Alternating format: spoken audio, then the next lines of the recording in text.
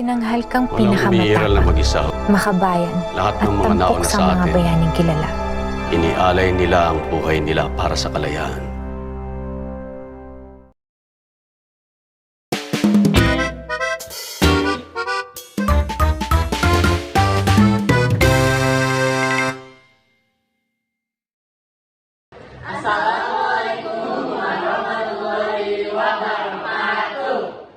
Kami dari kelompok 1 akan membuat podcast mengenai Daulah Utsmaniyah.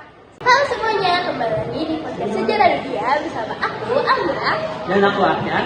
Hari ini kita bakal ngobrol seru tentang salah satu kerajaan paling berpengaruh dalam sejarah dunia, yaitu Daulah Utsmaniyah. Buat yang belum tahu, Daulah Utsmaniyah berdiri lebih dari 600 tahun loh. Dan hari ini kita sudah kedatangan 7 narasumber yang bakal bantu kita mengupas perjalanan panjang kekhalifahan ini. Betul banget, yuk kita kenal sama mereka. Halo, aku Atika. Aku bakal bahas fase awal berdirinya Utsmaniyah. Hai, aku Putri. Aku bakal menjelaskan ekspansi awal dan tokoh-tokohnya. Aku Madina. Bagian aku nanti tentang puncak kejayaan Utsmaniyah. Halo, aku Alif. Aku bakal bahas struktur pemerintahan dan militernya. Aku Kalino, tugasku menjelaskan aspek sosial budaya dan perkembangan dunia. Kalau aku Ridho, aku akan menjelaskan tentang sudut pandang. Dan aku Nabil akan menutup dengan pembahasan faktor kemunduran hingga berdirinya Utsmaniyah. Oke, langsung saja Atika bisa ceritain bagaimana Utsmaniyah ini bermula. Tentu, Daulah Utsmaniyah bermula sekitar abad ke-13.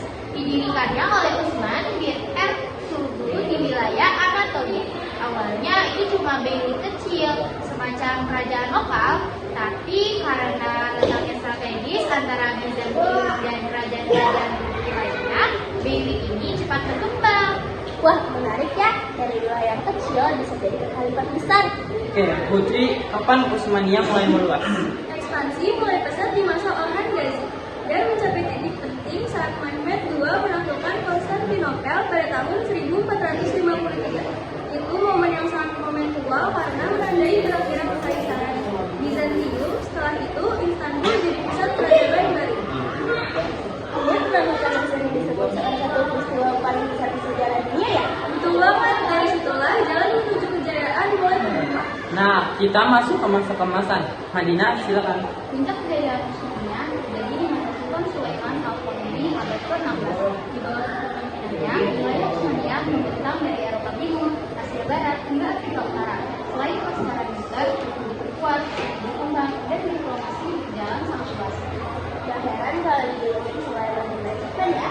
Oke, Alif, gimana sih struktur pemerintah Utsmaniyah? Pemerintahannya dipimpin langsung oleh Sultan, dibantu Dewan Divan, dan didukung birokrasi profesional. Yang ikonik adalah pasukan Janissary, militer elita yang sangat berpengaruh. Mereka salah satu alasan mengapa Utsmaniyah bisa dominan selama berabad-abad. Jadi, kekuatan militer kita bukan sekedar jumlah, tapi juga soal kualitas. Selanjutnya, ada Valino yang bakal bahas kontribusi budaya. Utsmaniyah terkenal dengan kemajuan arsitektur, misalnya Masjid Sulaimaniye dan Top Kapi Palase.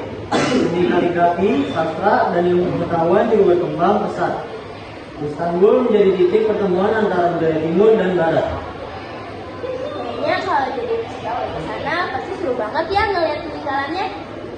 Oke, sebelum kita lanjut, kita juga punya Ridho yang bakal Makasih Abdan. Jadi kalau kita lihat perjalanan panjang Daulah Utsmaniyah, salah satu hal menarik adalah bagaimana kerajaan ini bisa bertahan berabad-abad karena adaptasinya yang kuat. Mereka mampu menyesuaikan diri dengan perubahan zaman, baik dalam strategi politik, hubungan diplomatik, maupun perkembangan teknologi.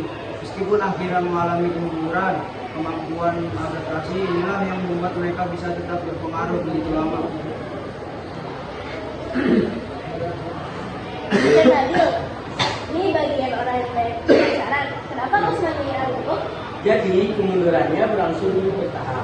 Salah satunya karena stagnasi militer, konflik internal, korupsi, birokrasi, dan tekanan dari negara-negara. Pada abad ke-19, muncul gerakan nasionalisme di wilayah kekuasaan mereka. Puncaknya setelah Perang Dunia I, Utsmaniyah resmi dibubar tahun 1922.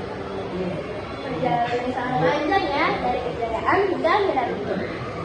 Terima kasih buat semuanya narasumber yang adik-adik hari ini. Semoga pembahasan singkat tentang Daul Usman ini menambah wawasan kalian. Jangan lupa follow podcast kami dan tunggu episode berikutnya. Sampai jumpa di podcast selanjutnya. Jangan lupa like ya.